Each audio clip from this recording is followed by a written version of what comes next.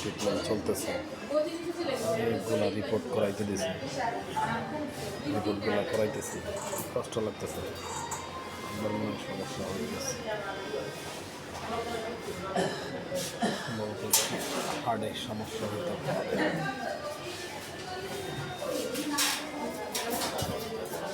এখন রিপোর্টটা দেখানোর অপেক্ষায় বসে আছে, জুম্মার নামাজ পড়ছি।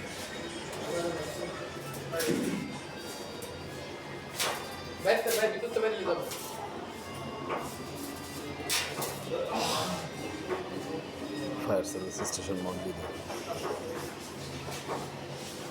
অনেক লোক সিরিয়ালে বসা, নিচে এদের উপরে দোতলায়, নিচতলায় লোক আছে।